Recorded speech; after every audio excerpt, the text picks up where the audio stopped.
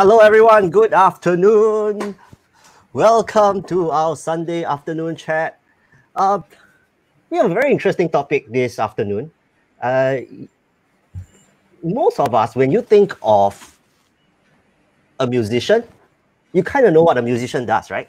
When you think of a therapist, you kind of know what a therapist does. But what about a music therapist? Like, really? What do they do? What role do they play in our system? Can they actually make a difference in how we manage our patients? All that's coming up right now. This is the 13th episode of Life, Love, and Lipidemia. Welcome.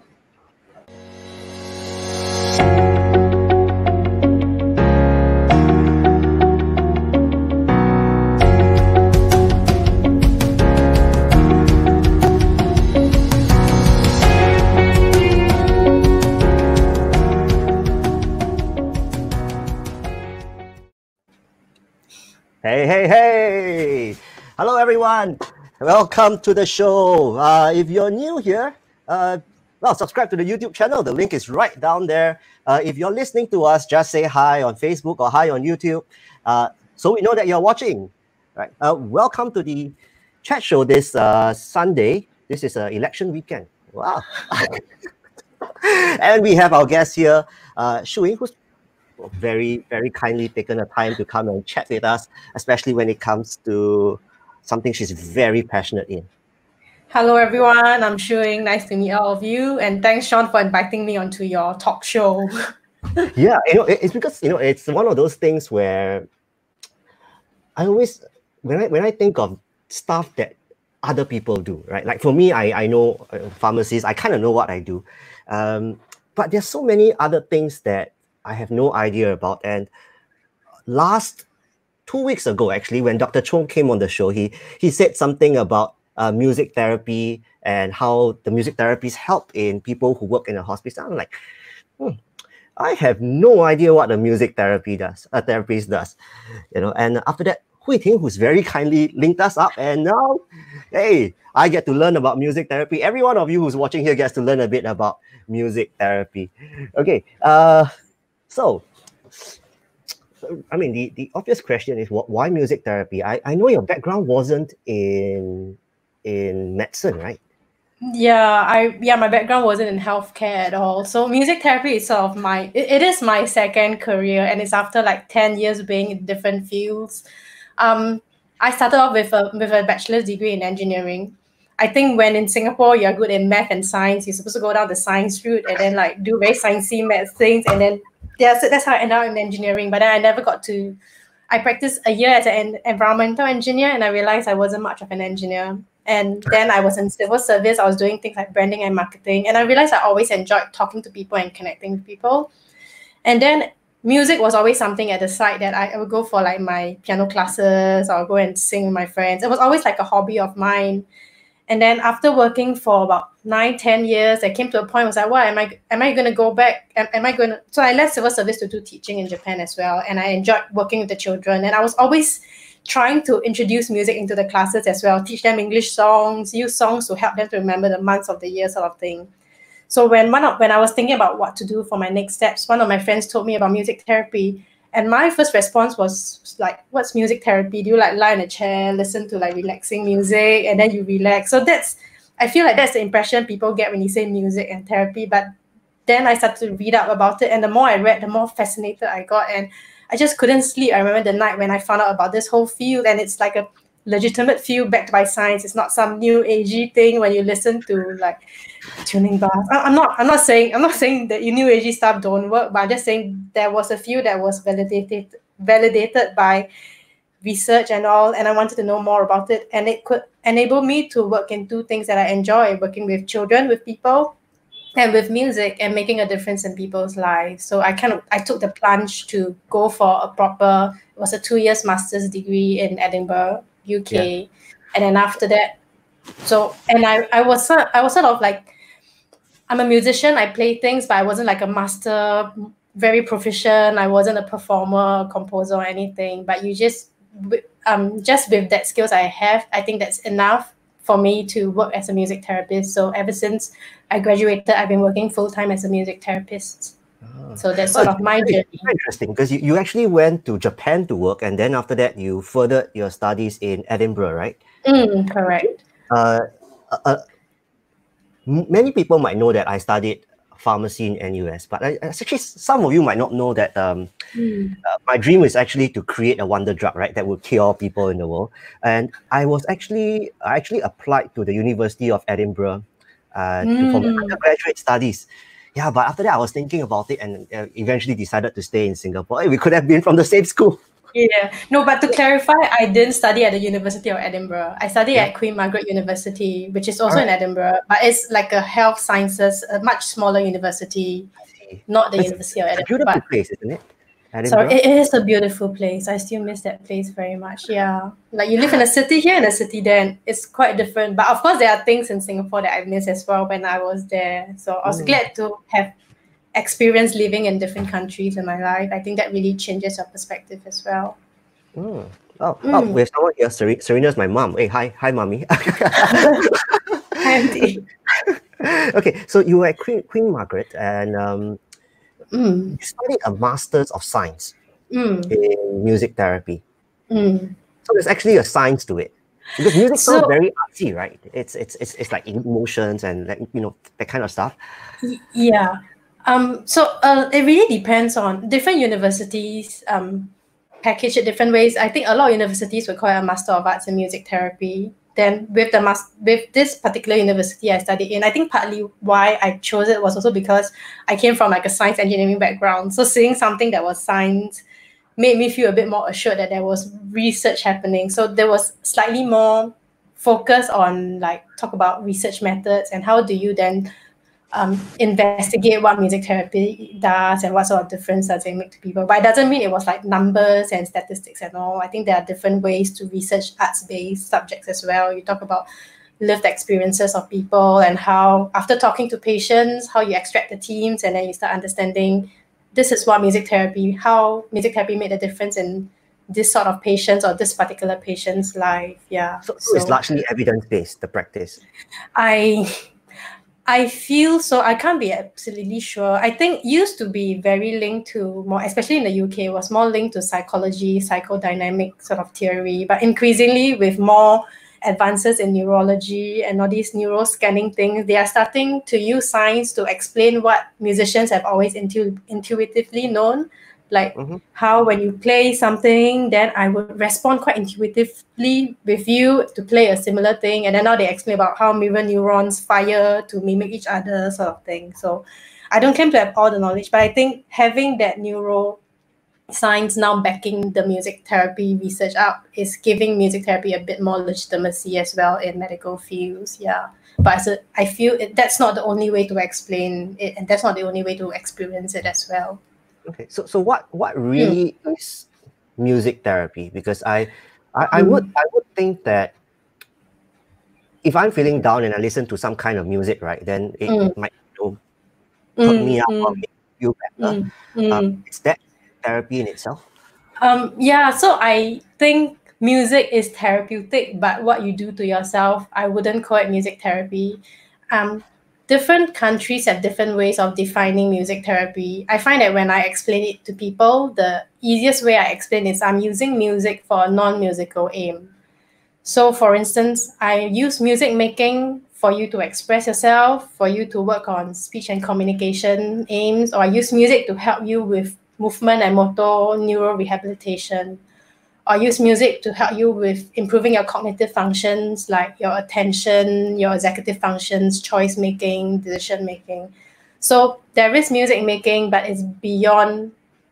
It's not a piano lesson. You're not learning to play the piano. You're using the piano playing for a different aim. So the aim may be to address like injury or disability. So you're using the music to trigger a certain response in the patients? Trigger and also to connect with the person.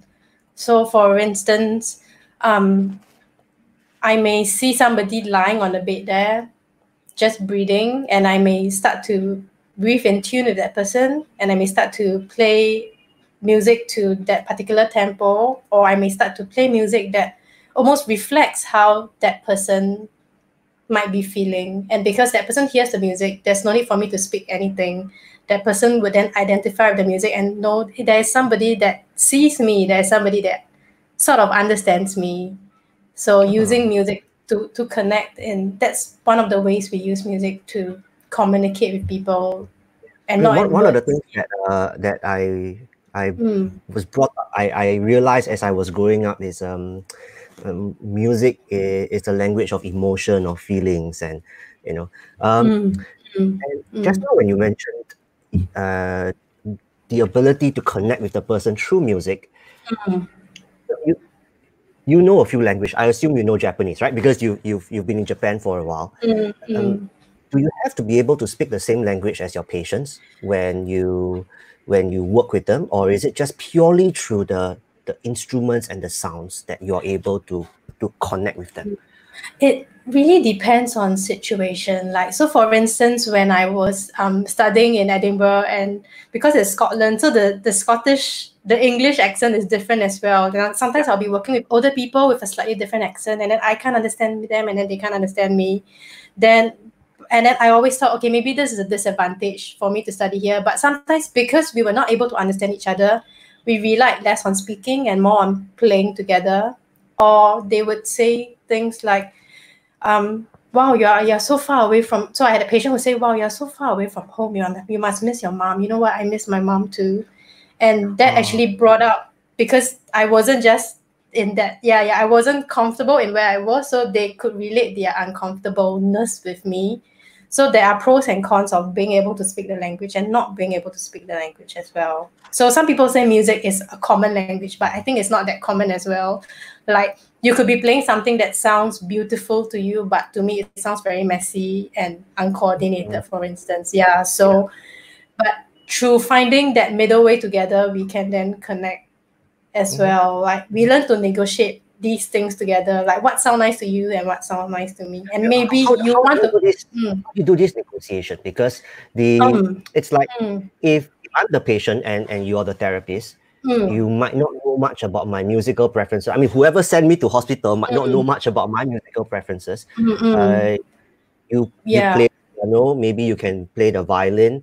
I like heavy metal. So how do you know what connects with me? I mean, okay, I think maybe in a different way, does the music that you play have to be something that the patient enjoys or likes?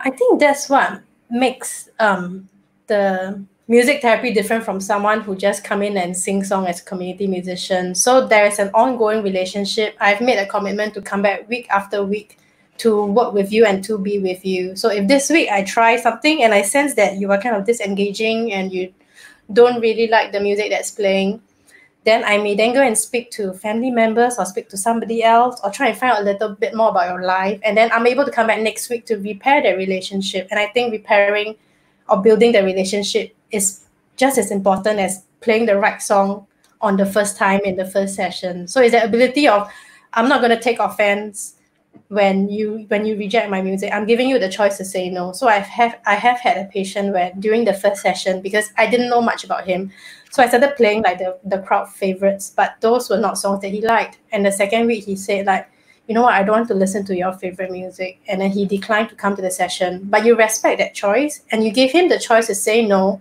in a hospital where he's not able to say no to so many things. So as a therapist, you must be able to take that rejection and not take it personally, which is why supervision and having peers to talk to is so important. So I guess that's the difference. As a therapist, you are trained to separate your feelings and always work based on what the client needs. And the client needs may not be what you may be able to provide as well.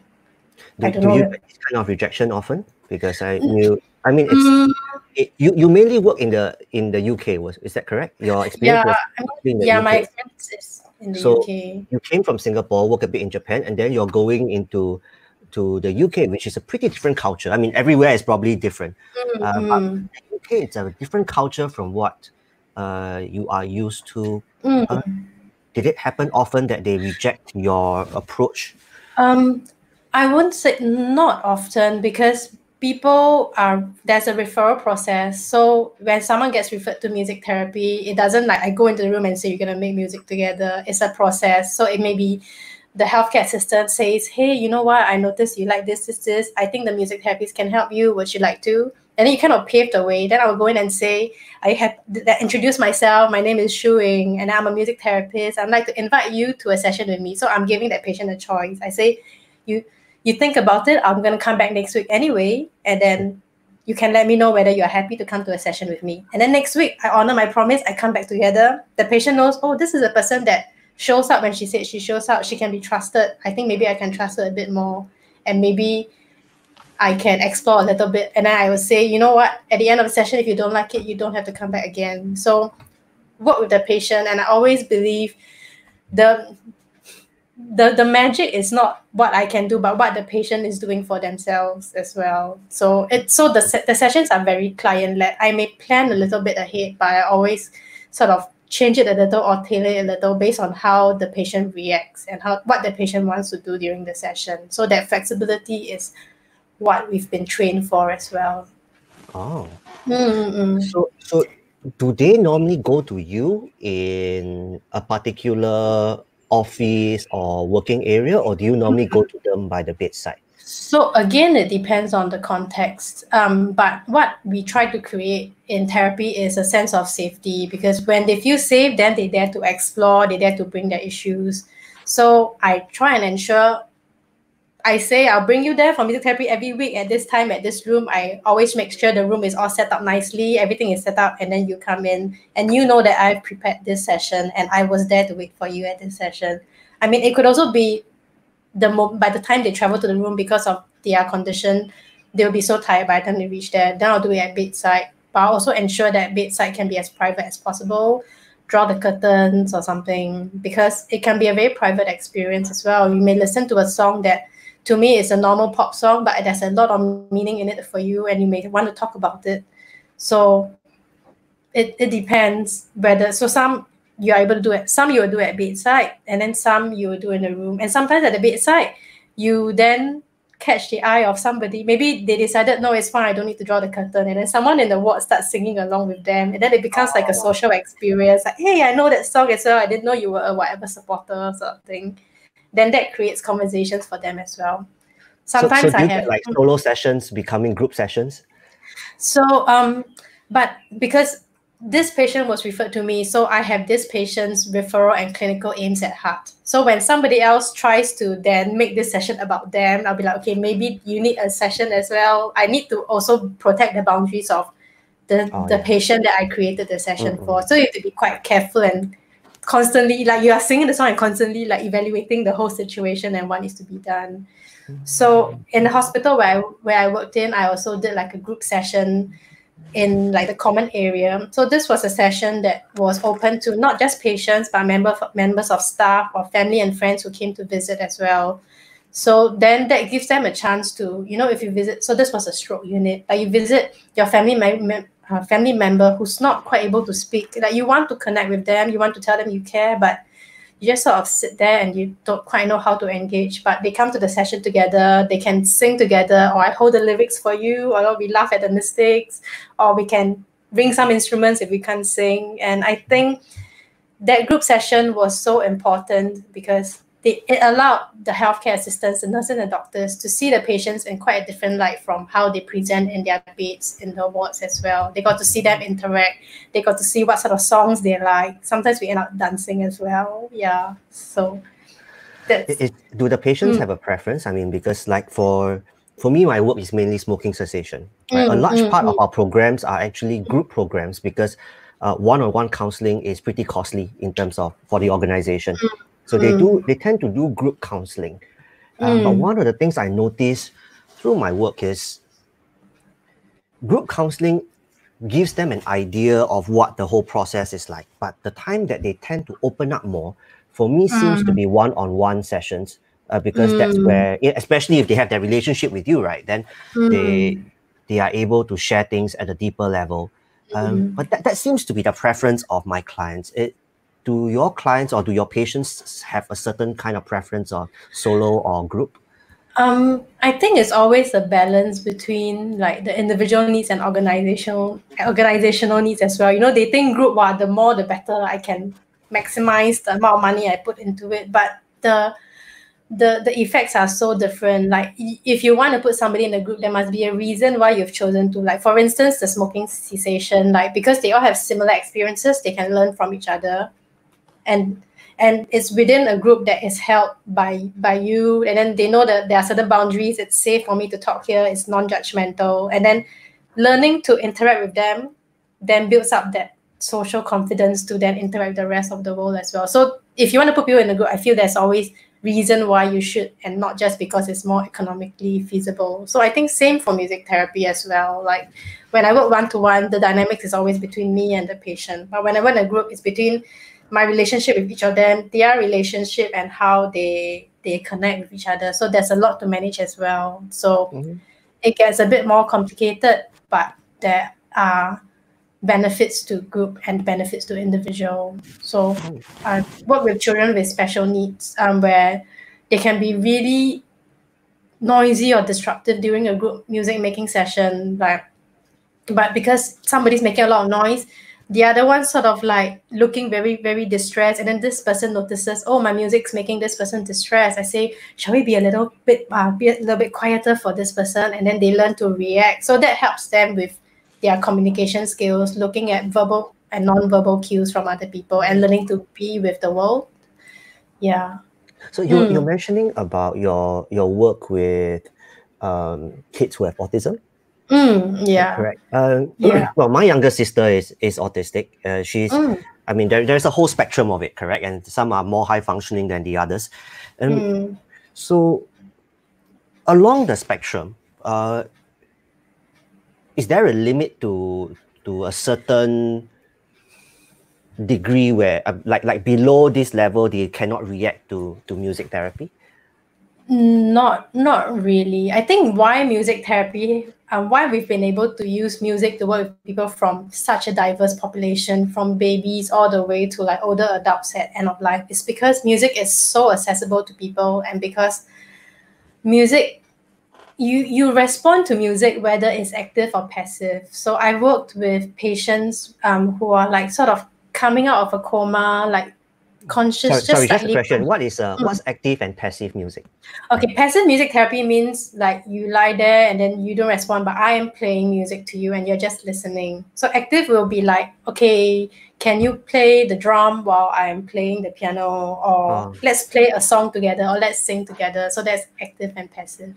Okay. So there are passive ways of doing music therapy as well. So even if somebody is barely responsive, and then if you play a song to them that sort of, maybe it might be a song that you know they like, or it might be a free improvisation, not of a known pre-composed song, but just improvising in certain ways that sort of relate to their state or their breathing, then you're able to kind of interact with them as well, or to let them know that they are being seen and heard. Yeah. So those are more passive techniques. And then with those who are a bit more verbal, for instance, then I may play songs and then get you to like, I'll sing like happy and clap your, and then they can't help but want to sing hands, or or I sing certain song and then they can't help but want to clap together with me. So then that encourages them to listen, to pay attention, to take turns. For instance, now it's your turn to play, now it's his turn to play. So using music activities again for different aims. Like it seems that there are a lot of things you can achieve from music therapy, and the outcome seems very, very individualized or personalized. Right? I mean, like for some it is communication, for some it is learning values, like you only play when it is your turn to play, you cannot cut in, that kind of thing. Is that something that you have very frequently have to deal with, like different aims for different patients?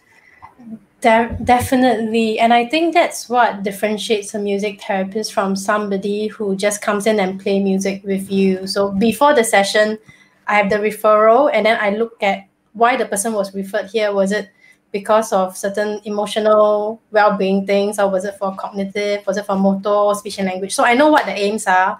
I go into the session and I work with the patient, and then at the end of the session, I take my clinical notes. How did the patient respond to these things? What do you think I can try in the next session? So really, within that 1 hour or less than 1 hour, I was there, but outside of the sessions, I was thinking of the patient and planning what to do before and after.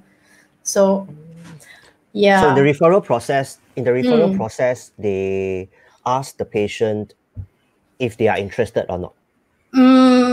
It depends. I mean, the referral process could include asking the patient, or it could be they refer to me and then I go and speak to the patient. Or in the case of children, maybe it's the caregiver that I spoke to before. Then I go to the child and say, hey, are you happy to come and do some music with me? Okay. And then, yeah. Is that how you normally do it? I mean, because I've always been curious.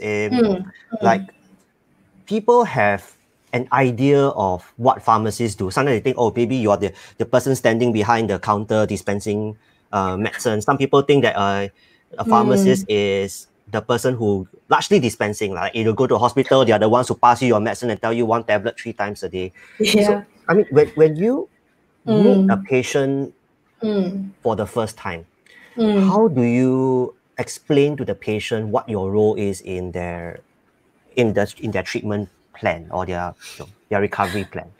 Let me think of an example.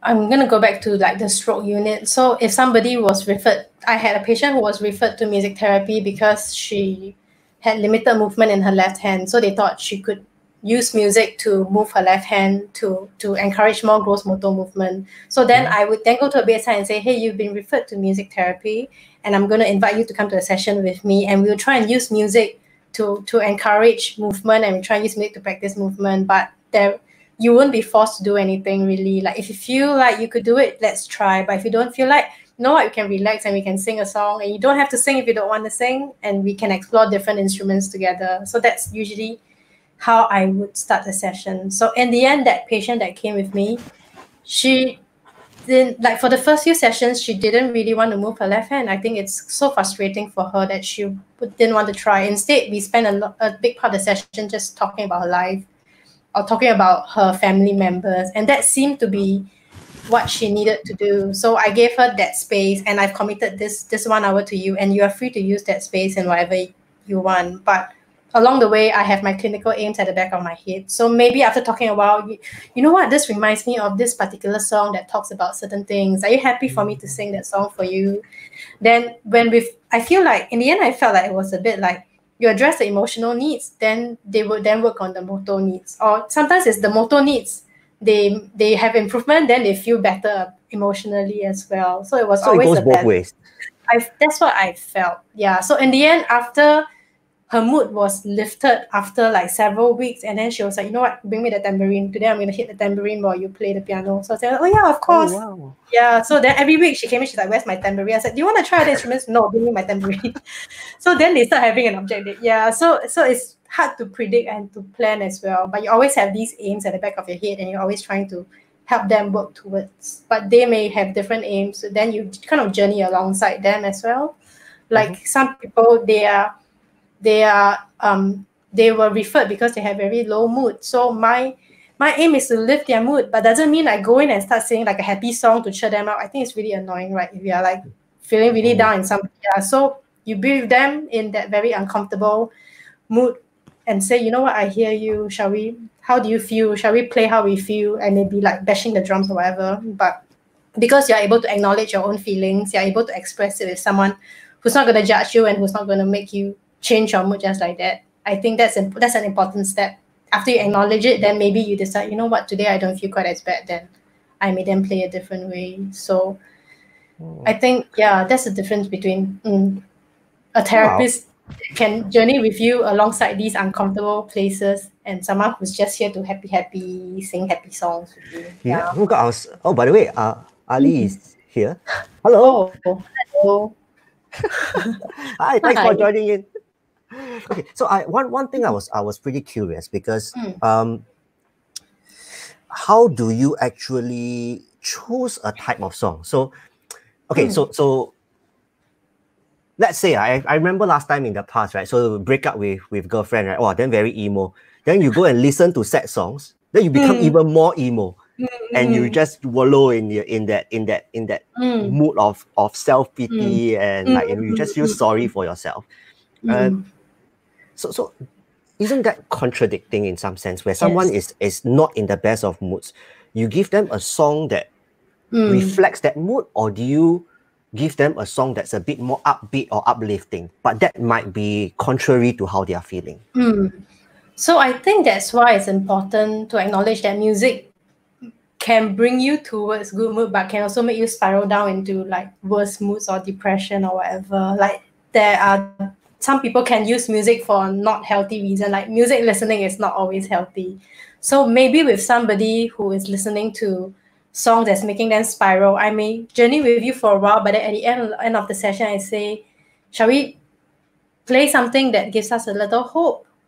Then, oh, you know what, I'm angry. Okay, end the session now. Like, I wouldn't end the session where things feel very unstable for the patient. And if it feels like because I need to keep the therapeutic boundaries as well. So I can't keep dragging on for hours. So at the end of the session, I'm going to acknowledge it. How are you feeling now? And if I sense this person could be unstable or may need further help, then that's when I may go to another healthcare professional and say, you know what, I have my worries about the patient. Maybe we need to keep an eye on the person. So I think that's then your professional responsibility to make sure you journey with the patient and you end it on a note where they are feeling stable and you feel okay that this patient, can you hold this feeling until we come back again next week, and let's then unpack it again. If during that session, let's say 1 hour, they feel it's not enough to express that frustration, which could be something that has been stuck inside for like years and years and years, right? I mean, you're not going to get rid of that in 1 hour. And towards the end of that hour, you ask them, should we play or should we discuss or play some music that's a bit more hopeful? How do they react to that kind of statement? Are they open to it, or do they feel like, no, I'm not done yet, and I this is not the time for it? So, which is why, like, let's say we have our session from 3 to 4. I'm not going to say that at like 3:55. So maybe at 3:30, 3:45, I start thinking, okay, I'm going to end this session quite soon. How can we start to wrap things out? And how can we start to make things a bit less intense for the patient? Yeah, I think I have not had such a difficult situation. I can think of, like, this was a much younger client. So I usually, for younger clients, we have what we call hello songs and goodbye songs to signify the start and the end. And when they hear the goodbye song, they know at the end of goodbye song, I have to leave the room already. But I did have a patient who, after the goodbye song, go and hide in a corner and want to play hide and seek with me.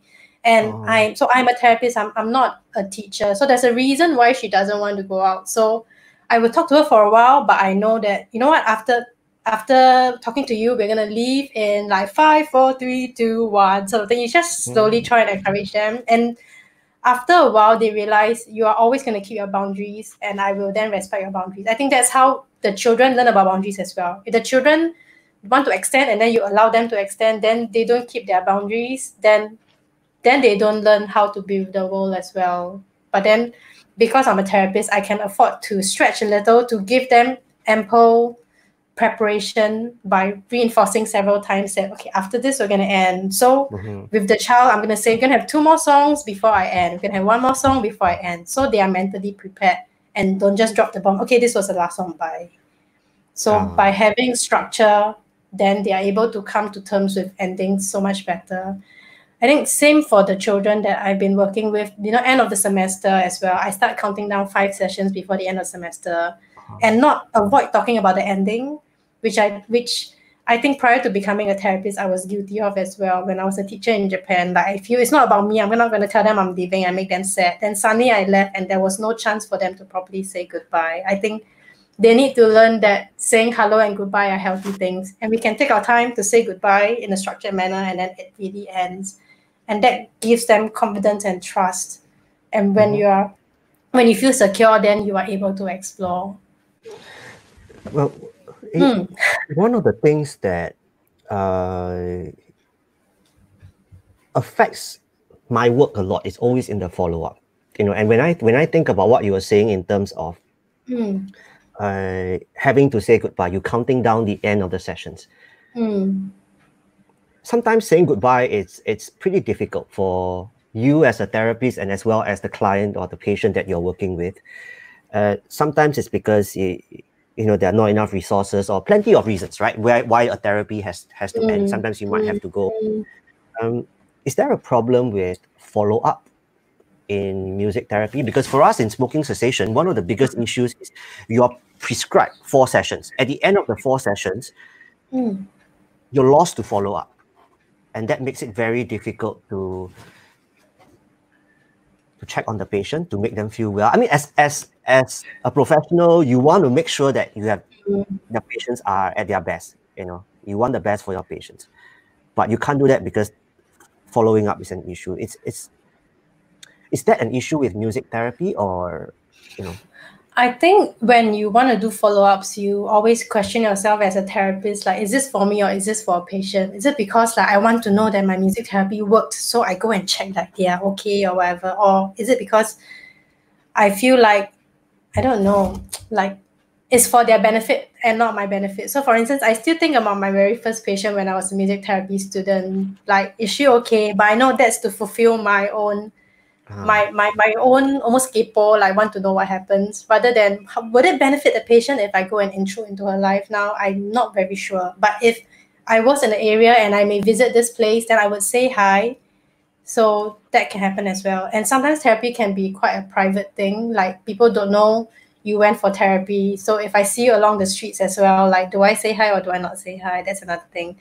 So I guess if you knew that you were going to follow up with your patients, then you let them know I'll be following up with you. Then they have something it's something that's agreed upon, and it's something that they can look forward to, rather than, But I normally, after I discharge a patient, I mean, because I've only worked 1 year, less than a year as a music therapist, so I've never followed up with ex-patients unless there is something in it. Like, let's say I see a new piece of research that, hey, I think this could be beneficial, then maybe I'll convey that to the caregiver or something like that, or to check in. So that could be lovely. something. I've never thought of it from that perspective. I've always thought that follow-up sessions was always for the patient or for the client, but it really gives me something to think about. Is it really to know that the therapy works, or is it really to the client? Very interesting. Okay. Next question that got me really curious, right? Which is one of the questions that a few people ask. Do you have to be a musician to be a music therapist, or do you pick up the instrument along the way?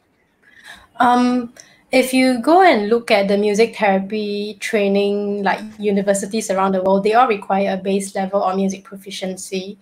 So you don't need to be like a master concert pianist, but you need to have basic proficiency skills that enable you to be able to play and still pay attention to the patient. You can't be like trying to figure out the frets of the chords.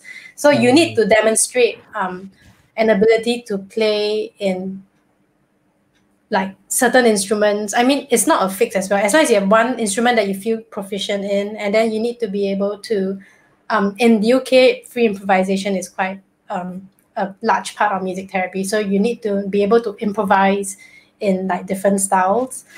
When I was in Japan, incidentally, I was thinking, hey, can I study music therapy in Japan? I think I would have like killed myself trying to learn in Japanese anyway. But one of the schools I spoke to said, you know what, you don't need to be a very good musician. Like, we will teach you how to use certain things or certain chords. So I think the standards of musicianship in different countries would vary as well. But as part of our university application, you go through, I mean, if you're overseas, it'll be like videos that you send in as part of your application to demonstrate. Or if you're in the country, then you go down to the university and you kind of demonstrate what you can play, or they may pretend to be, the lecturer may play something and you sort of play alongside them and they kind of judge. But there is so much more that you pick up when you start the training as well, of course. So you're not expected to know everything. Is there a limit to certain kinds of instruments that music therapists can play, or like music therapy works for any instrument? It just depends on how you use that music. I think definitely. So like my classmates, I think most of us very boring. We play the piano and the guitar. Then I have classmates who play the saxophone, the trumpet, the harp, the clarinet, the flute. And I think the important thing is you don't go in with like the childish, the not very nice sound sort of instruments. There's something quite rich about using real instruments that sound nice in music therapy sessions. And especially when you work with adults, like don't give them like the cheapo ukulele that cannot be in tune. Then there is no joy in playing that. But then like sometimes when they see like you bring a proper instrument in and they may want to have a try as well. That's what makes it quite nice. Like in music therapy, the music making doesn't feel childish. Like it can be age appropriate for whatever audience that you want it, that you make it for. Yeah. So music therapy is largely live music. I mean, does it ever work with recorded music? I think because music therapy depends a lot on the relationship between the music therapist and the patient. So a lot of it is live. But because of COVID-19, for instance, some of us were not able to do live sessions with our clients anymore. We did some do Zoom sessions.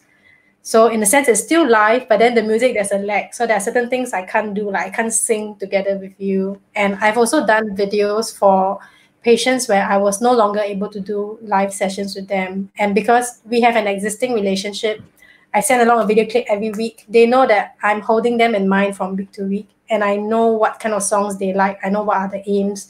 So we were able to get by with pre-recorded video clips. But yeah, I think it's very important to always remember that relationship. So like you asked me, like there are so many YouTube clips out there. Why can't they just go and listen to YouTube clips? But because we have established that relationship and that trust together, which is why it's me singing their name in the video, for instance, that makes the video personalized and it relates to that person watching that video. That's a lot of effort to personalize it so much, creating videos.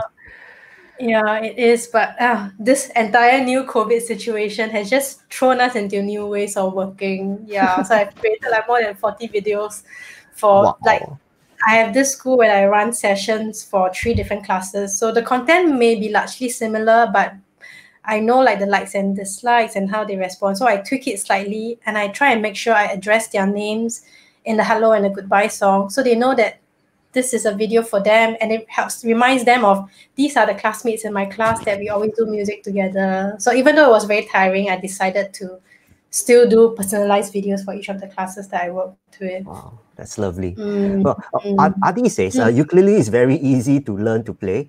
He made one himself during the circuit breaker. Oh, I was very curious about this. So the ukulele could be easy to learn how to play. So I'm assuming as a therapist, you must have some proficiency if you use a ukulele, correct? Correct. Does the patient actually have to learn the instrument?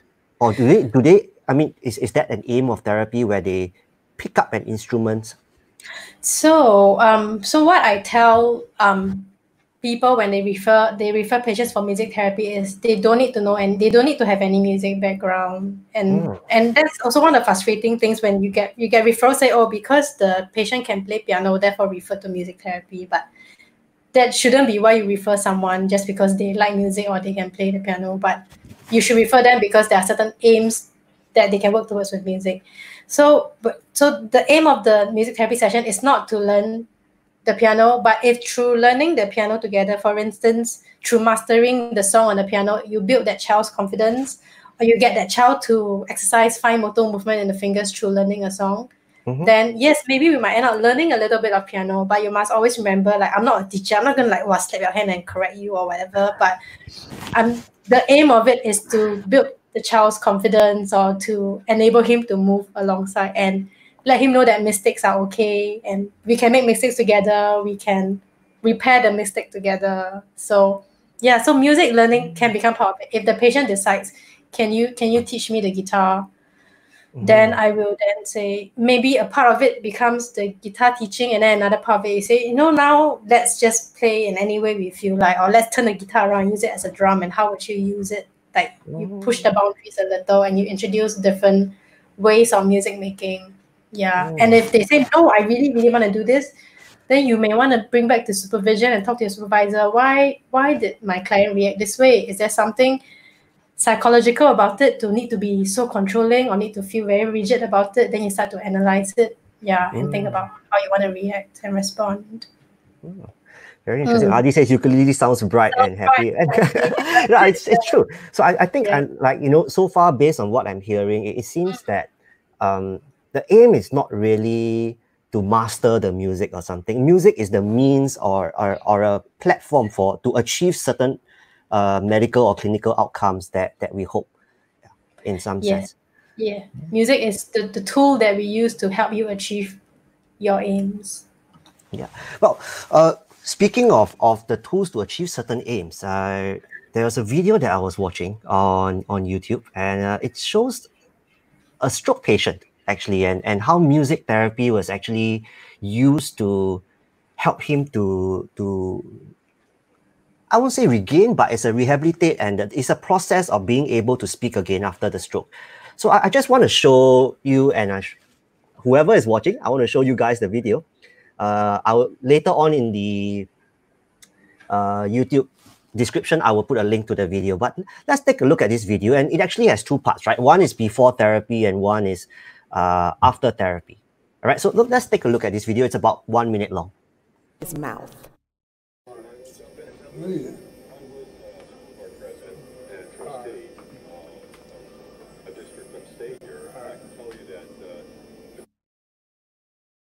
This little light of mine, I'm gonna let it shine. This little light of mine, I'm gonna let it shine. This little light of mine, I'm gonna let it shine. Let it shine, let it shine. Yes, everywhere I go,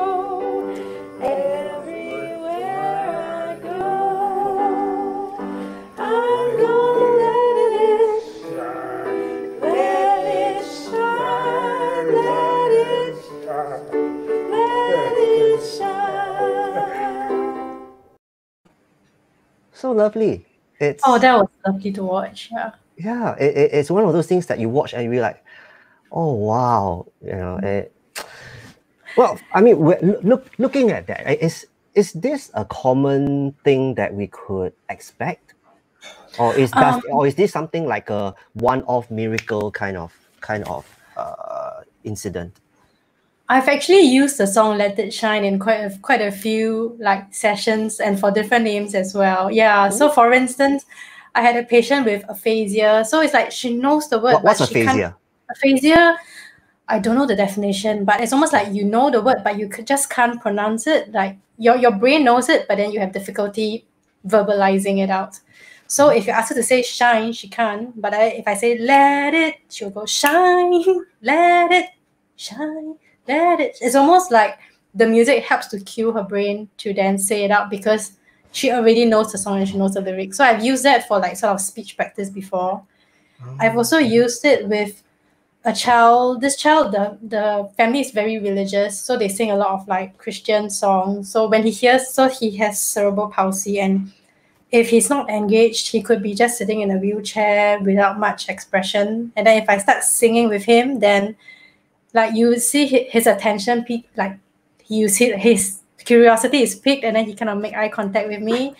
Or it could be I'll put a switch button in front of him, and then when he taps the button, then I'll sing "Let it shine, let it shine, let it shine," and I'll kind of quieten down, and then he's like, and then let him know that when he pressed the button, I'm gonna sing again because I know he likes that song. So that's one way of encouraging movement and showing of intent.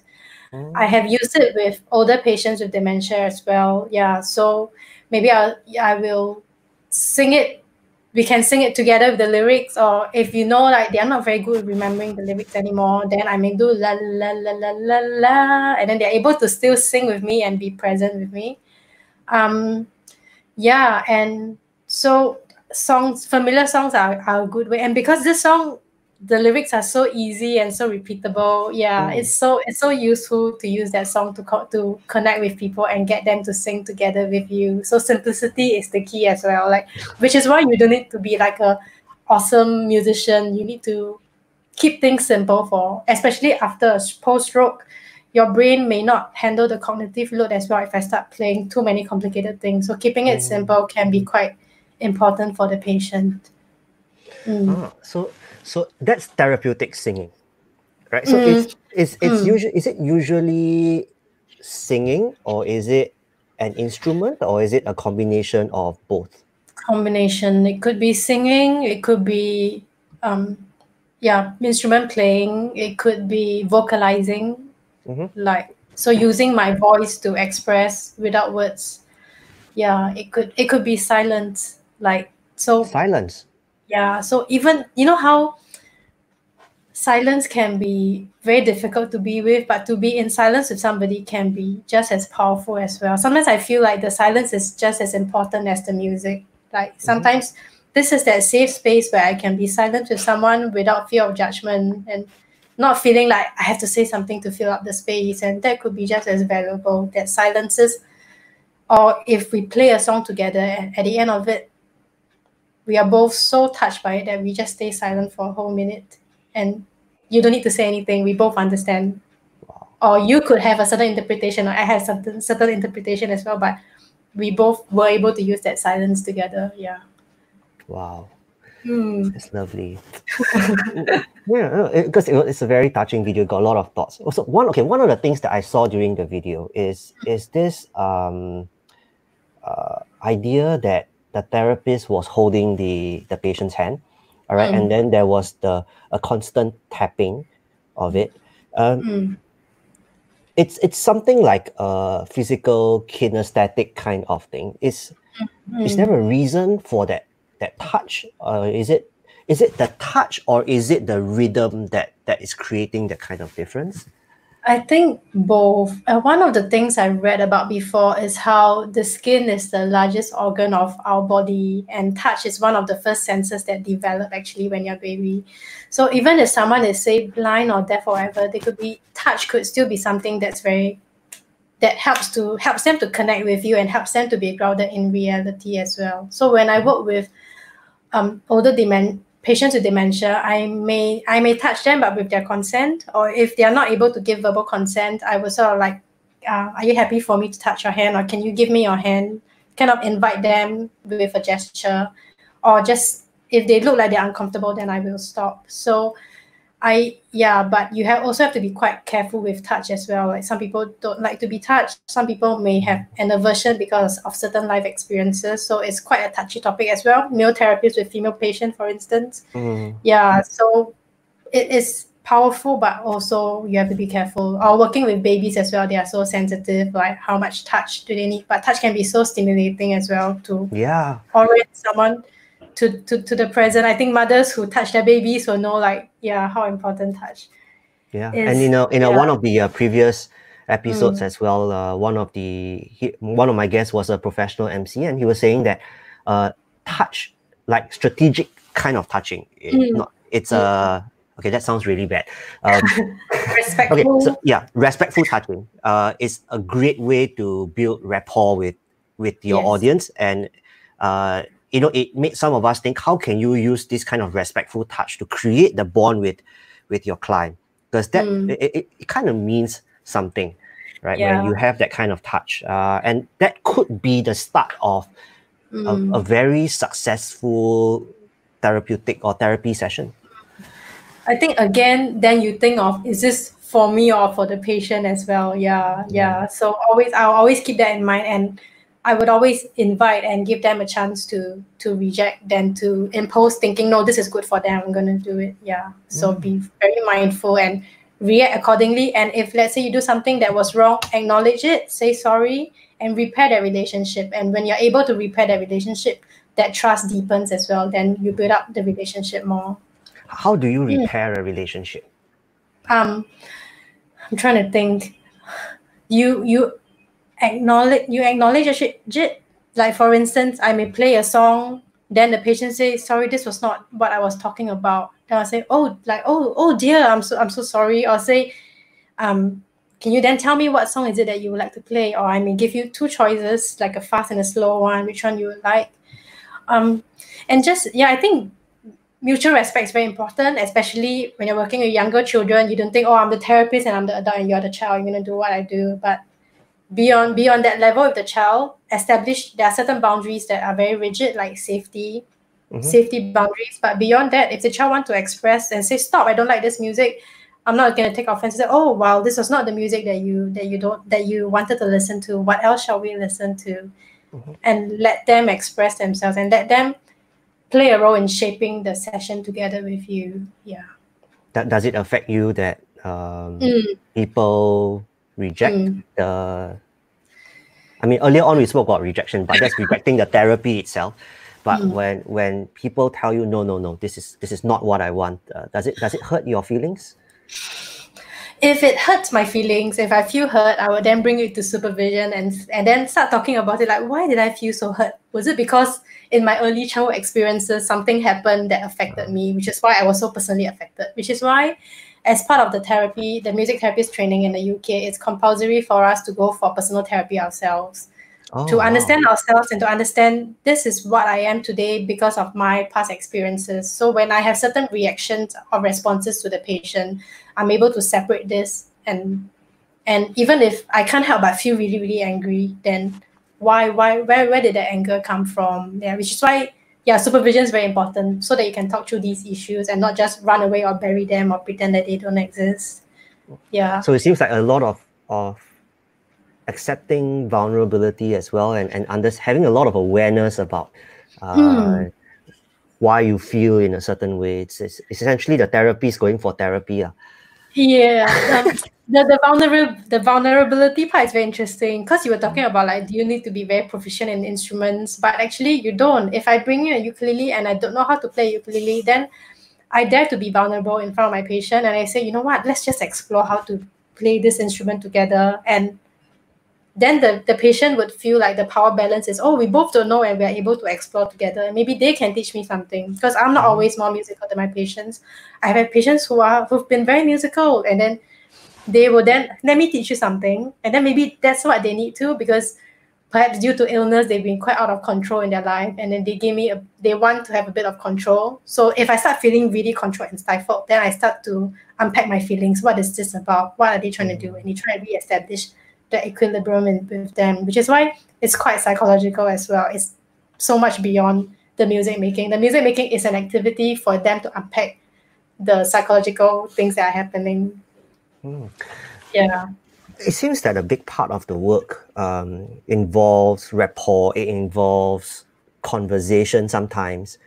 Have you ever felt in your experience that sometimes the things that are happening, it blurs the line between your kind of work and a psychologist or a counselor's kind of work? Because sometimes when people get into a certain kind of emotional state, they have very strong rapport with you, they tell you things that they might not tell another professional, and that's, I mean, do you experience that? Is it difficult to manage that boundary? I think I'm trying to think there are different parts of it I want to answer to. So for instance, it kind of provides a border between like with a psychologist and with a music therapist. So which is why we sometimes work in an interdisciplinary team. So when something comes out that I feel like it's beyond what I can handle, I will then speak to the psychologist and say, hey, this is what the person was able to share with me.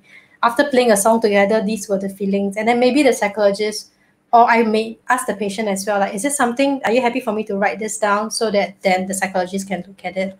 Or we may have a conversation as well.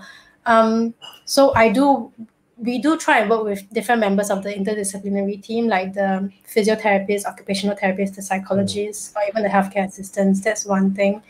The other thing is, I lost my train of thought. So I think some music therapists go on to take courses in, say, counseling or so I try to improve my counseling skills as well by reading books as well. So that's a skill that I try and build up along the way.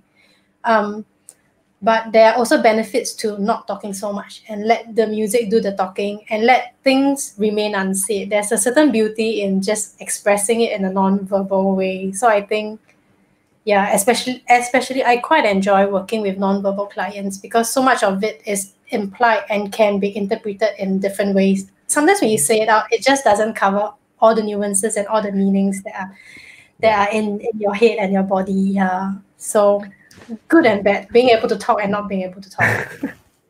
Yeah, it's one of the things that I found quite difficult is sometimes when your rapport is so strong and people tell you, I'm telling you this, but you don't tell my doctor. I'm telling you this, but you don't tell my teacher. I'm telling you this, but you don't tell my counselor. Is that I mean, do you experience this kind of professional dilemma as well? I haven't experienced it personally, but these are things we talk about during our training as well. So there are some boundaries that I hold quite clearly, like safety. So if the patient's feeling suicidal, for instance, even at the start when we start, I say, you know, what happens within this therapy space is between you and me. I will hold your confidentiality, but it affects your life or your safety. That's something I need to tell someone else. And Okay. as much as possible, that's something that I'll let the patient know, you know, you shared this during the session and I don't feel safe for you. Therefore, I'm going to tell. So don't break that trust by going behind their backs. Yeah. Because, yeah. So it's not an easy line to tread when it comes to it, but yeah, so it's important to address it out front. I think when I went for therapy as well, I signed like this agreement, and one of the things was also about like give us the name of. Also, one of the things we wrote is give us the name of your GP. Actually, back in the UK. So if there's anything that we feel this is going to endanger you, then we are able to go to somebody like a next of kin contact or a GP. Yeah, again, that's what differentiates a music therapist from a musician. Yeah. Yeah. Very different ways of drawing boundaries and very different considerations. Correct. So it could be singing the same songs, but the considerations are quite different. Yeah.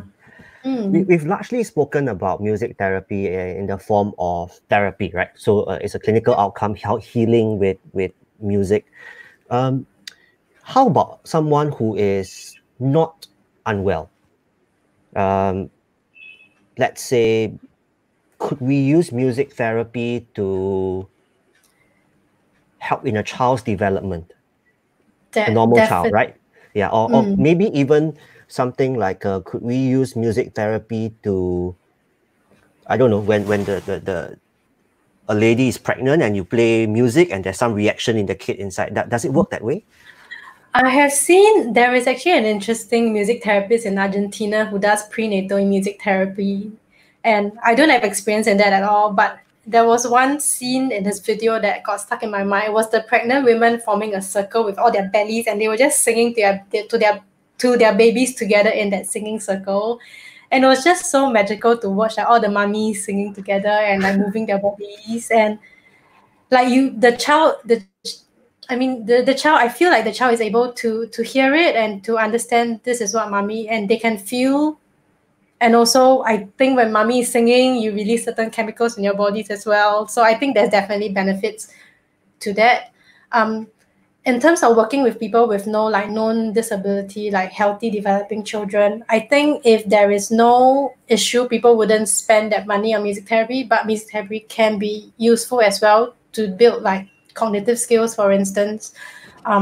I could be using musical techniques to help you improve your attention. I could use music therapy to help you, or I could do songwriting to improve your creativity, to get you to think in different ways. I've worked with a child. She has global developmental delay, but she's a very happy, very well adjusted child. She's very happy with mommy. And then I was like, there's no need to pay for therapy sessions if you feel well. She may be developing slightly later than her peers, but she's happy and well adjusted. But with music making, we were able to motivate her to start standing up, to play the drum because the drum was so high out. We're able to motivate her to walk a little bit faster, to hit something, or we're able to help her to regulate start and stop. So I play and then you start dancing, and then I stop and then you stop as well. So she learned to regulate and deregulate herself. So definitely. I've worked in a mainstream school for my placement before as well. So when I went to the mainstream school, I was like, okay, these people, they don't have disability or they don't have any diagnosis, like who are going to be my clients? But actually, my clients turn out to be students. So I had one client. She is very bright, very eloquent, and doing very well in schoolwork, but she has a bit of an anger management issue. Sometimes she may just go around and like push things off people's desks, or if she gets really angry, she may punch someone. So they refer her to music therapy, and through music therapy, we play a lot of games together, but during the games, I don't know why, she was always making me lose my lives. Like, oh, you have 5 lives left, you're gonna run around and play the instruments, and then like I was like all out of breath, and then okay, you lost your life again. And then through the playing, she was actually sort of controlling life and death for me. And then as I then talked to the mom during half term, I realized, oh, there was a death in the family, and maybe she didn't quite understand that death. And then one day she took the marker and started drawing things while I was singing. And actually, when I brought back to supervision and talked about it, maybe in a way she was kind of going through the funeral thing and saying goodbye to whoever she needed to say goodbye to. And you never quite know, because we don't, as with a child, I don't speak about that process, but through the active playing and everything, she was able to process whatever difficult feelings that were causing the anger in her body, for instance. Yeah. Wow. It can get quite emotionally draining sometimes, because the amount of empathy required is at a pretty high level. You have to try to at least feel what the patient or the client is trying to feel. How do you take care of yourself? Yeah, so self-care is a very important thing when it comes to therapy. So I would never have back-to-back patients. So even though, in between, I need my time to reflect on what happened during a session, take my notes, or if it affected me very well. As musicians, then you start playing something to reflect how you feel, and then you sort of like park it with that. You need your supervision to talk through difficult cases and think about what happened during the sessions. You need to do things that are not music. So which is why silence is very important to me, because like the whole day I'm playing music. At the end of the day, when I reach home, I don't really want to listen to anybody else's favorite music. I want to listen to my own favorite music. I want to make music for my own aesthetic enjoyment. I don't be making music for clinical aims anymore. So you need to draw those boundaries. And I think as therapists as well, like I'm not in charge of that person's life. That person is in charge of their life. I've made a commitment, because you pay me money, to journey with you every week. And then at the end of it, I hold you in mind, but I can't control everything that happens to you as well. So you have to be quite clear of your professional boundaries and what you can do and what you can't do. How much of this, at the end of the certain number of sessions, right, that are prescribed or planned out, is one of the aims of music therapy to give the patient some kind of empowerment or independence? Like if you give them a certain skill, or not give them a certain skill, but you facilitated a certain skill through the therapy, and when you are not there anymore and they don't have the instrument, do you guide them to imagine that kind of music and beat that's being played, so that they can perform the same skill? Does that work? There can be value in empowering them to do something beyond the music therapy sessions, but just as much. For instance, if I work with a patient with dementia, during the session, they are alive, animated, they are singing along with me. At the end of the session, you find them so tired out and just sitting on a chair and expressionless. Doesn't mean that the music therapy was a waste of time, because they are going to degenerate anyway. They are not going to improve. It's a degenerative disease. But during that session, they were able to be meaningfully occupied. They were able to be present. And maybe that alone is enough, for instance. But equally, they could be, I work with a child, and I know that this child responds well to a certain technique, a certain song or a certain exercise. Then I tell mom, this is something that the child responds well to. Feel free to do it whenever you want to. And then I empower mom to also learn how to do this with the child outside of sessions. So the good thing about music therapy is there's no side effect. Maybe you might do it more effectively or less effectively, but if you empower family members to do something, like for instance, the patient's daughter can't play the guitar and sing, but I can give her these are playlists of songs that you can play on Spotify and sing together with your father, because I think he likes these songs. Then you empower the family to make that connection, which is so much more meaningful than my connection with them, actually. You're empowering, that bonding with family members. So part of your work is also to consider the caregiver perspective. Definitely, and hope that, definitely. So I try and include, where possible, the caregiver in the process as well. all. So at the end of the session, I'll go to mom and say, hey, this is what happened, by the way. I mean, if there's something that they say, don't tell my mom or what, then that won't happen. But then if I feel like, oh, this is going to be beneficial, then I say, you know what, he can actually count 1 to 100. You can try and see whether he might want to count with you next time. Yeah. Okay. So getting the family involved is quite important. Like some people can be quite protective and say music therapy can only be done by music therapists, but I think there is power in empowering more people to use music in a therapeutic way for your patients, especially if you can't be there all the time. Okay, let's take a step back from the entire thing and look at the wider picture of music therapy as a profession. Okay. How do other professionals view music therapies? Because we don't have a lot of experience as pharmacists with music therapists. Are they welcoming to you? I mean, the patients go through a certain process, right? And through referral, etc. So they might be comfortable with you. How do other healthcare professionals react to music therapists?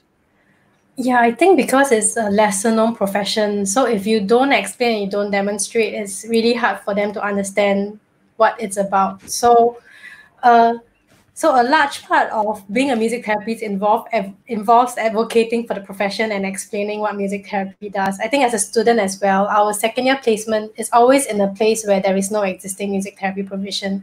So you need to go in, you may want to create a pamphlet, you may want to do a PowerPoint to explain this is what music therapy does, what are the kinds of patients you can refer to us. So talking about it as many times as you can with people who are interested. So for instance, in the hospital unit that I work with, because there was no existing music therapist, there was no art therapist provision, but there were the physiotherapists, occupational, speech and language psychologists.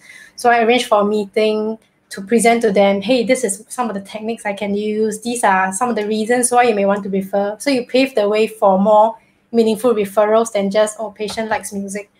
Then when they see, oh, this person, for instance, I had a patient who was very depressed because he was, I think he was sort of not showing improvement for very long. So he would lie in his room. He doesn't want the lights on. He doesn't want the door open. And they've kind of like, they don't know how to engage him in the therapist. They say, can you try? So I went to him and I explained, I say, would you like to listen to some music? He said, no. I said, you don't have to sing along. I'm happy to sit here and you can listen to a song. If you don't like it, then I'm happy to leave as well. Then he said, okay. Then after one song, he realized he quite liked it. And I said, can I sing a second song?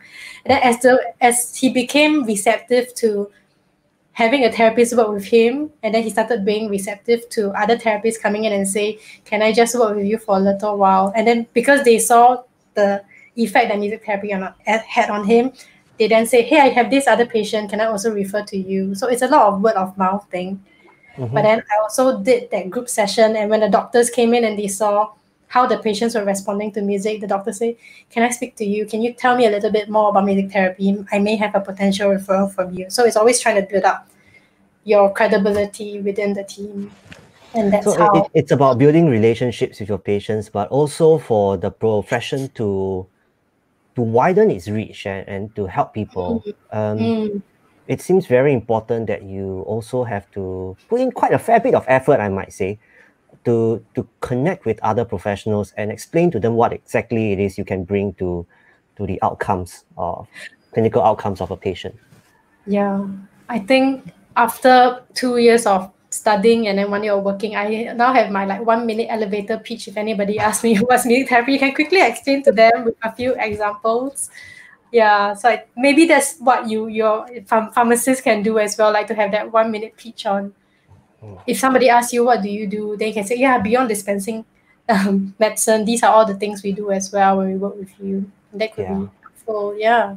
And it's a constant engagement. It's a long process. It's even not just long, it's a non-stop, consistent reminder that you can actually do this, or give us a chance and let us see how we can work together and all that kind of collaboration kind of stuff, right? You can't do things alone anyway these days in healthcare. Which is why I find that even though I'm a newly qualified music therapist, my past experiences working with people made it very, very useful for me. Salim says hi.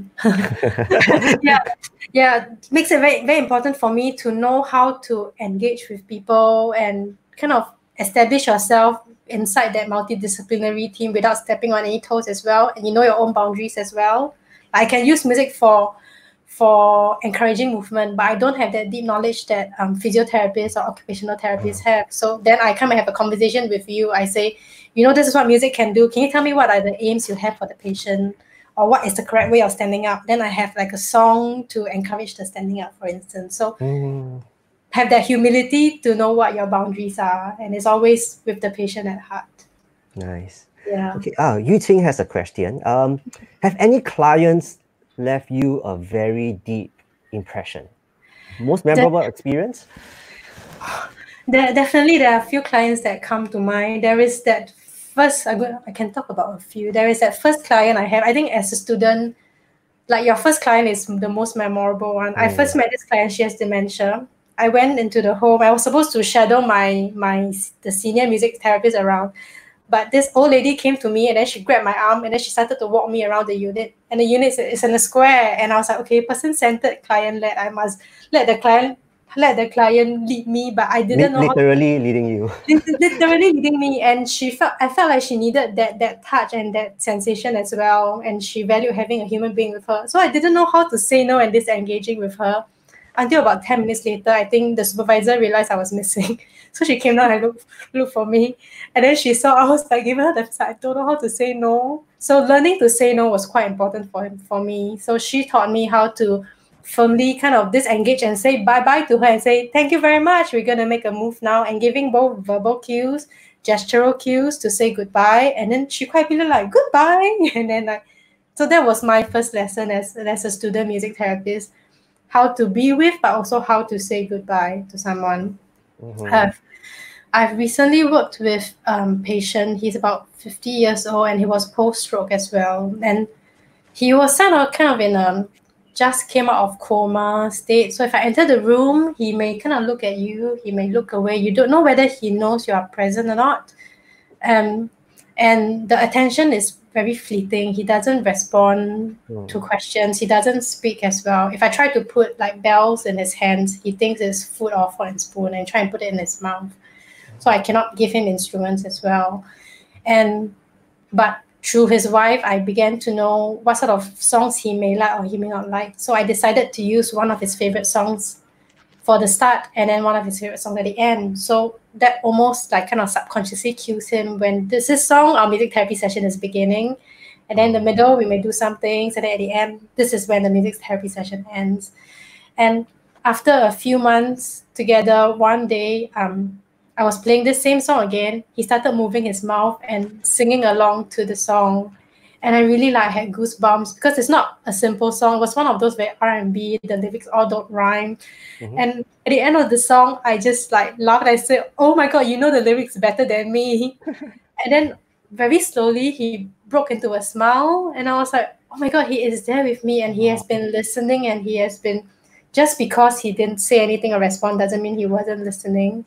So I think it's quite important to always be respectful, even if you think your patient doesn't know what's happening. I think if you're authentic and you are respectful, trust the patient, trust the process, and trust that the patient will heal themselves if you are willing to journey with them. So fast forward a few months later, he's now able to respond to questions that you ask as well. Wow.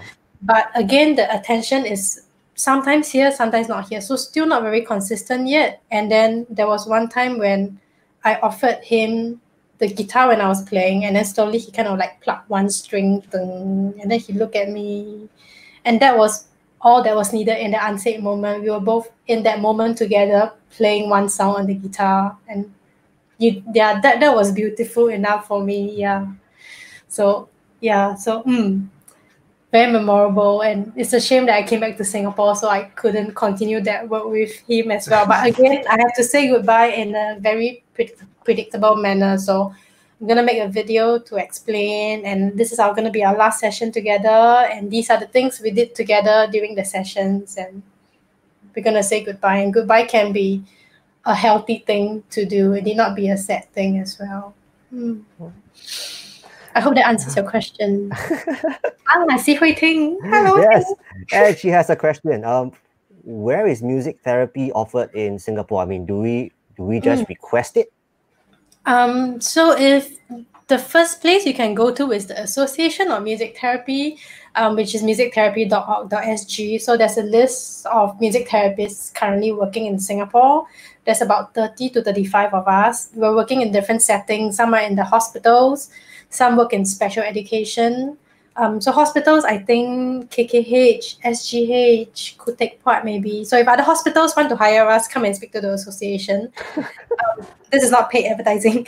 And then like special schools like Rainbow Center, Tai Hua Kwan, the early intervention centers, and then care homes as well, like Assisi Hospice, where else?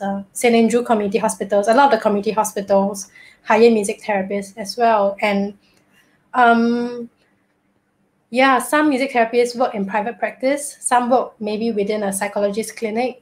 Yeah, some may be doing like directly within the community. You can approach them directly as well. So this is mainly where you can find music therapy. I hope that Wow, but it looks like a lot of places for 35 registered.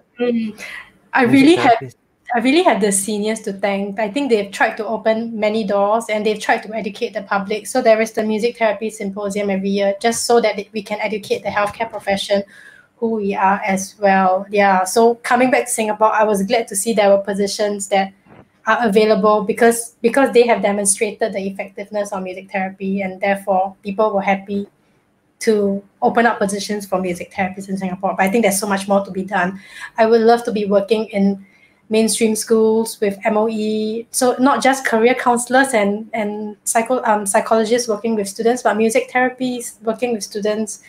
It's a very stressful society in Singapore. So using music to express some of that might be helpful as well, beyond having music lessons. Yeah, we'd love to work with like mental health. So IMH also has a music therapist as well. So mental health sectors, forensic service as well. I don't have experience myself, but I know like music therapists in UK who work with the prison service as well, like using music to help inmates process what's happening, giving them a way to be meaningfully occupied while in prison. It brings a whole new dimension to music. I mean, especially if you do go into the schools, and traditionally it starts with recorder and being able to gain an appreciation of music. And then music therapy is like, wow, there are actually outcomes that are possible from tunes, from chords, from music.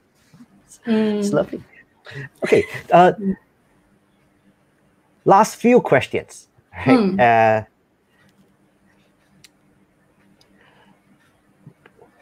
What is the most difficult thing about being a music therapist? I think one of the challenges I found when I became a music therapist was to discover how varied it is. There's no one correct way of doing music therapy. The US trained, the UK trained, the Australia trained, all kind of operate differently. And I didn't realize I signed up for lifelong learning. So that was very tiring for me. I'm always reading new journal articles, always talking to people, always trying. It's not like, okay, I have studied X amount of things and then that's it, I can go and work and I don't need to go back to school anymore. So it's constant learning on the job and always trying to improve your clinical skills and always trying to challenge your own thinking and always trying to reflect. So I think that's one of the challenges I feel. And the other challenge, which is also the great part of the job, is how you have to be so flexible and think on your feet and react intuitively during the sessions, which is both scary because I don't go in with a fixed plan and what I want to do, but being able to move and vary yourself according to the client's needs can be so fulfilling as well. Yeah.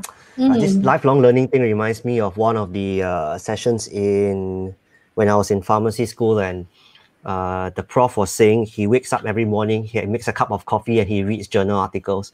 Then everybody was like, oh, you read journal articles for breakfast? Then he's like, what, you thought that after you graduate from school that's the end of learning? So someone gave me a very good analogy. When I first qualified as a music therapist, I was like, how can I go out to practice? Like, I'm so fresh and all. So someone likened getting your license. So I'm registered like getting a registration as receiving your driver's license. Just so it means you have that basic competency to practice, but you're always improving your driving skills. It doesn't mean you're a perfect driver once you're on the roads. So the practice is what enables us to keep improving. One of the things that you constantly mention in the past hour, almost hour and a half, wow, is that anytime you experience something that was unusual during your session, you would go to a supervisor.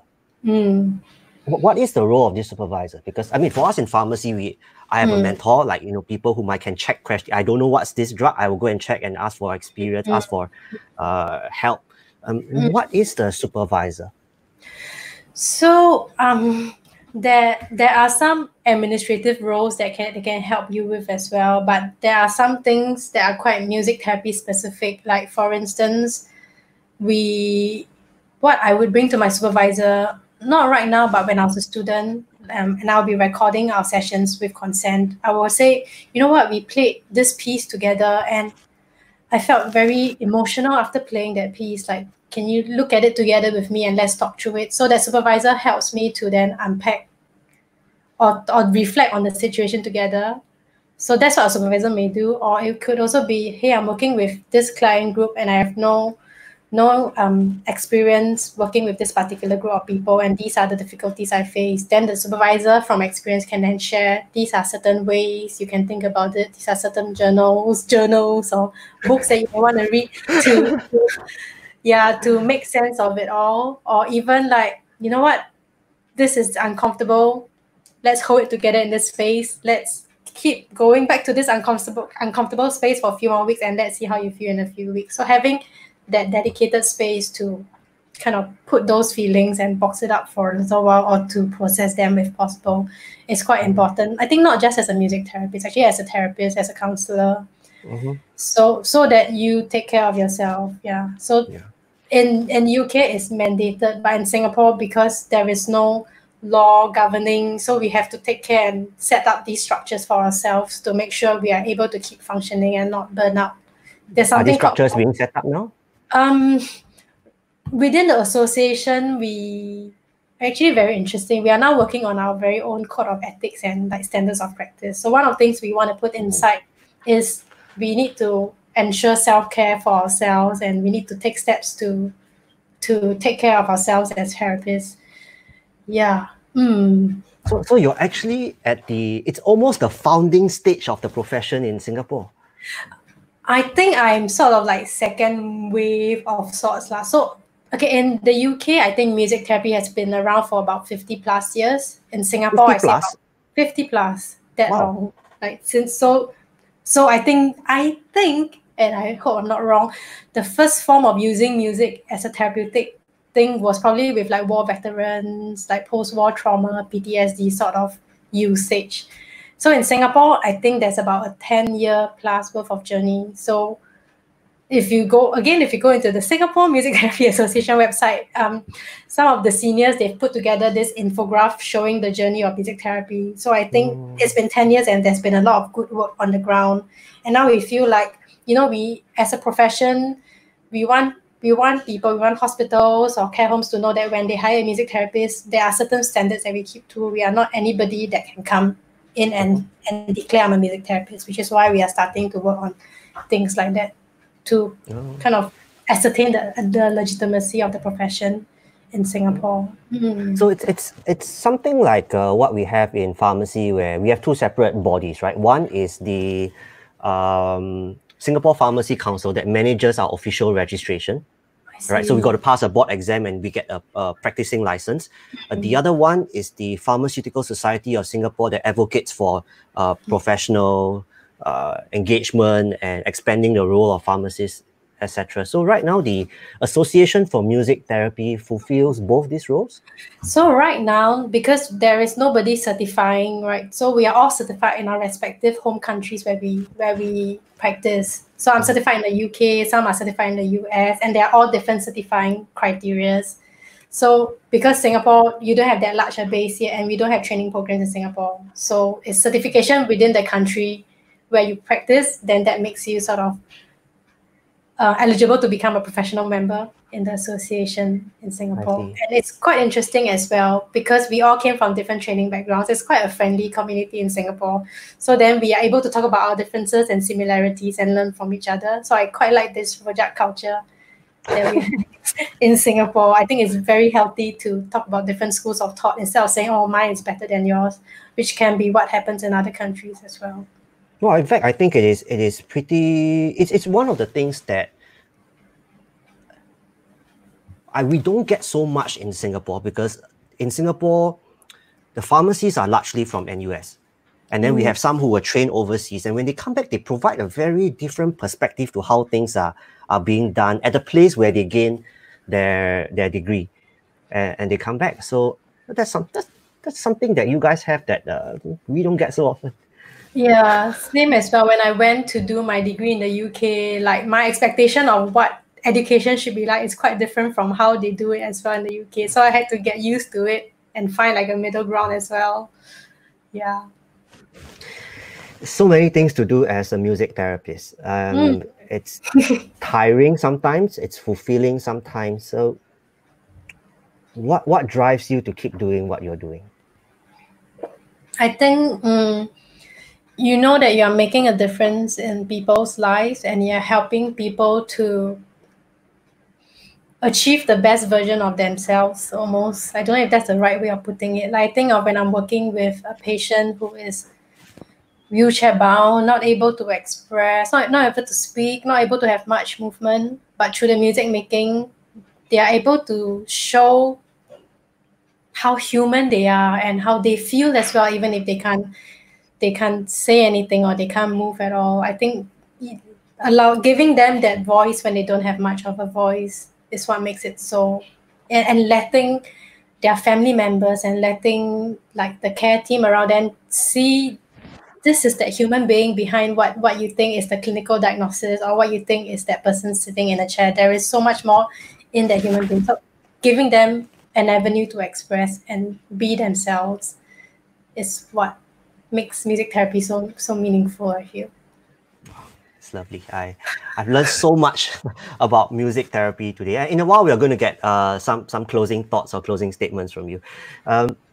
But I mean, I would say that I've learned so much about music therapy. I've never seen music as a means to achieve certain clinical outcomes. It's very different from the traditional, what we call, I don't know, Western style, where it's very clear cut. You specialize in certain fields of medicine. You know, there are nurses who do the nurses work, doctors, and then pharmacists. It's very Western. Whereas the art therapy, the music therapy, these are seen as alternative and not very, a lot of us are not very clear on how that could contribute in the patient's journey of rehabilitation or recovery. And it's just given me a very different perspective after having this chat with you. So if you could leave some final thoughts with whoever is going to watch this now and in the future, what would you say? Wow. Music is a very powerful tool that you can use for yourself or others, but that music can be used in healthy ways and unhealthy ways as well. So be aware of that and don't assume that somebody's going to be receptive. Like always keep that person's wishes in mind and always be very respectful. So yeah, don't assume and don't impose music on someone when they don't want it. Like music might be good for dementia population, but doesn't mean you keep the radio on for 24 hours a day. So be very sensitive, for instance, and also value the silence as much as the music. Yeah, sometimes to be able to sit in silence with yourself or with someone else can be more valuable than listening to music. So learn to appreciate both sides of it. Yeah. And that's lovely. Shuying, thank you for spending time with us. It's been 1.5 hours. Wow. Thank you, Sean. Okay, everyone. If you want to know more about music therapy, there is the Association for Music Therapy Singapore, and the website is? It's musictherapy.org. musictherapy.org.sg.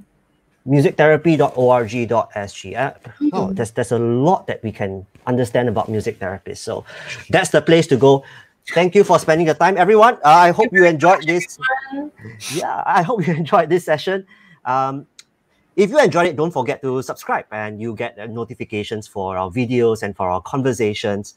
And yeah, any questions, feel free to just leave it in the chat and we will definitely respond to it. All right. Have a good weekend, everyone. Thank you for spending time with us. Bye-bye. Bye.